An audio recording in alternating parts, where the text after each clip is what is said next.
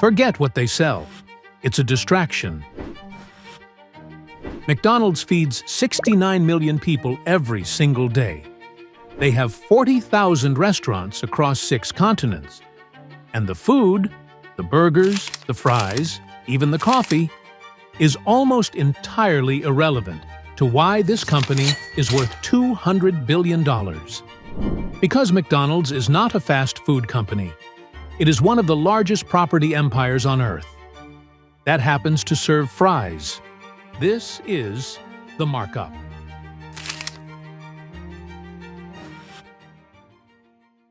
Let's start with the logic we all know. McDonald's sells a burger. You pay for that burger. McDonald's takes a cut and passes the rest down the supply chain. Simple, clean, obvious. Except it's wrong. Almost none of McDonald's profit comes from the food. Here is how the business actually works. 93% of McDonald's locations worldwide are not owned by McDonald's at all. They are run by franchisees, independent operators who pay for the right to stand under those golden arches. They pay for the brand, the menu, the systems, the supply chain, everything that makes a McDonald's a McDonald's. In return, McDonald's charges them a royalty, around 4 to 5% of their total revenue. On a location turning over £2 million a year, McDonald's pockets around £100,000 for doing essentially nothing except owning the brand. Multiply that across 37,000 franchise locations, and you have a river of cash. That requires McDonald's to employ not a single cook. No kitchens to manage, no staff rotas to file, no food waste to account for. Just a percentage arriving every month from tens of thousands of operators around the world. It is, by any measure, a remarkable income stream. But here's the kicker. That is still the small money.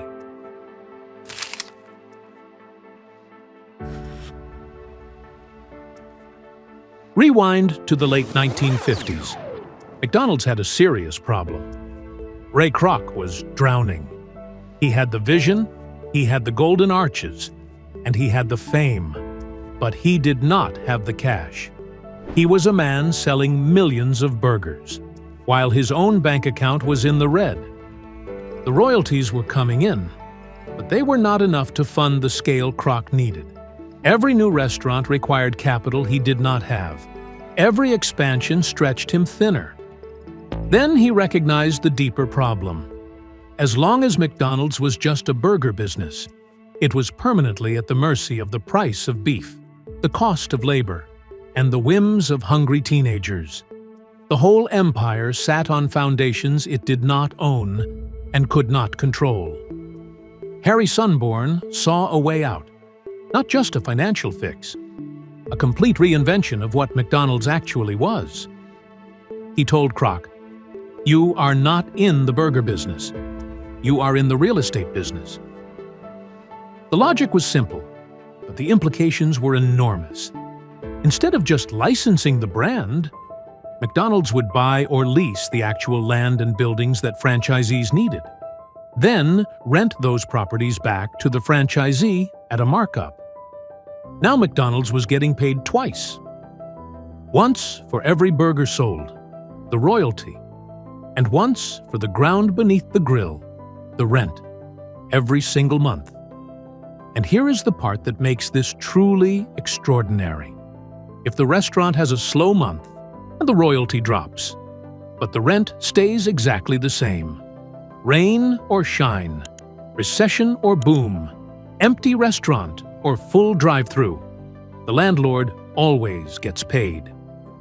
McDonald's had successfully decoupled their income from the volatile world of flipping burgers.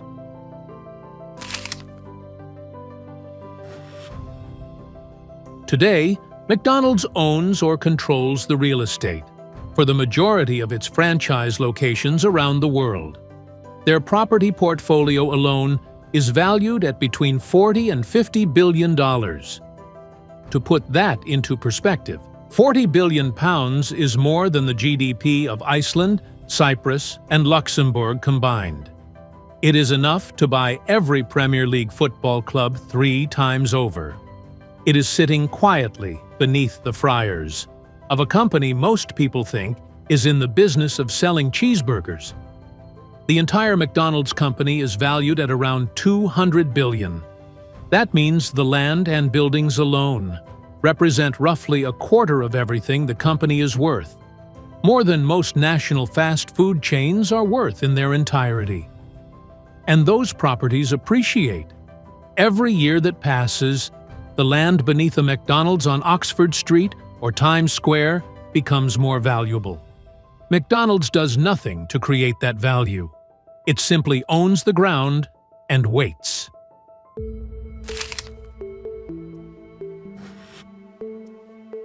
So here is what you are actually looking at the next time you walk past those golden arches.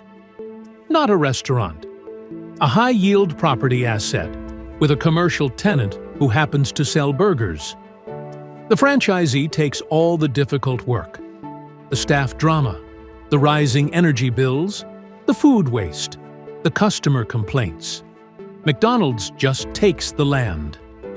They have built a system where they win, whether you love the food or never eat it, whether the economy is growing or in free fall, whether beef prices are up or down, as long as someone, somewhere, is paying rent on 40,000 prime locations.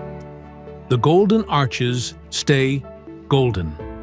On Thursday, we are looking at something that will change how you shop forever. The cheap own-brand product and the expensive branded version are often made in the exact same factory, same ingredients, same production line. The only thing that changes is the label and what your brain decides it tastes like. Thursday, 7 p.m.